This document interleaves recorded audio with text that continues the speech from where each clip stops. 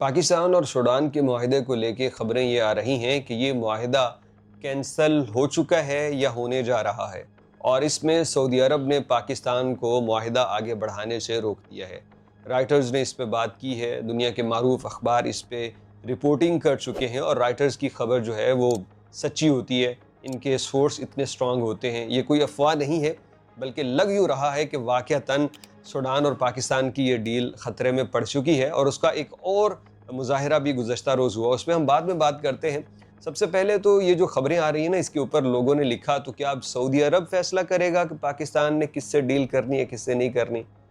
तो इसके ऊपर जवाब ये है कि पाकिस्तान के तमाम मामलात का तो फ़ैसला सऊदी अरब नहीं करेगा, लेकिन जिस डील में पैसे सऊदी अरब ने देने हैं, उसमें तो कम अज़ कम सऊदी अरब फ़ैसला कर सकता है। सूडान और पाकिस्तान की डील दोनों मुल्कों के दरमियान तो थी, लेकिन इसके अंदर ये जो पैसा है, ये सऊदी अरब ने ही देना था। सूडान की हालत आप जानते हैं, उसने कहाँ से पैसा देना, बल्कि सऊदी अरब ने उसको इमदाद की मद में $1 अरब अभी हालिया चंद महीनों के अंदर दिए हैं, वक्फे वक्फे से, क्योंकि वहाँ पे खाना जंगी की वजह से तबाही हो चुकी है। तो सऊदी अरेबिया ने पाकिस्तान को रोक दिया है कि भाई साहब, ये जो डील आप कर रहे हो ये ज़रा देख लेना, क्योंकि हम पैसे नहीं देने वाले। और इसके पीछे वजह क्या है? सूडान के अंदर दो ग्रुप्स हैं, हम अपनी गुज़श्ता वीडियोज़ में बार बार जिक्र कर चुके हैं, आपको पता होगा, एक रैपिड फोर्स वाले हैं और एक ट्रांजिशनल फोर्स वाले हैं। तो उनके जो लीडर हैं, जो आइनी एक मौजूदा हुकूमत मानी जाती है, जो बागी ग्रुप नहीं है,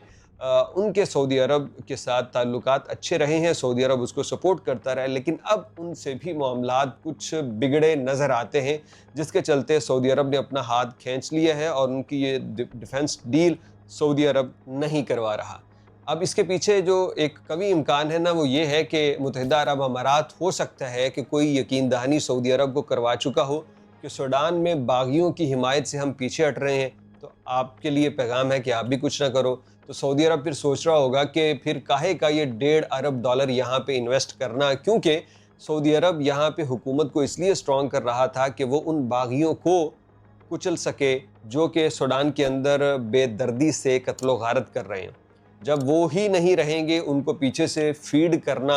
अमारात की जानिब से बंद कर दिया जाएगा, तो फिर वहाँ की फ़ौज को इतना ताकतवर करने की शायद ज़रूरत ना रहे। लेकिन सूडान की ट्रांजिशनल फ़ोर्स के जो सरबराह हैं, वो सऊदी अरब पहुँचे जद्दा में, उन्होंने मोहम्मद बिन सलमान से मुलाकात की, और इस पे भी अब तबसरे आने लग गए हैं कि कुछ ना कुछ बर्फ़ पिघली है, और शायद सऊदी अरब वो $1.5 अरब ना सही, लेकिन इसमें से कुछ डील पाकिस्तान से सूडान को करवा दे। और पाकिस्तान ने वैसे तो उसको JF-17 थंडर देना था और डिफेंस और मिसाइल सिस्टम था, तो उसमें से हो सकता है कि पूरी डील ही सऊदी अरब करवा दे, लेकिन उसकी गारंटी लेके कि सूडान की हुकूमत इसको जुल्म और कत्लो गारत के लिए इस्तेमाल नहीं करेगी, यानी नाजायज़ कत्लो गारत। एक तो ये है कि आप बागियों से लड़ेंगे, लेकिन अगर ये ना हो कि कल को आप अपनी ही आवाम पे उस तरह से जुल्म करना शुरू कर दें जिस तरह रैपिड फोर्स वाले सूडान के अंदर कर रहे हैं। तो ये मामला सऊदी अरब और सूडान का बन चुका है,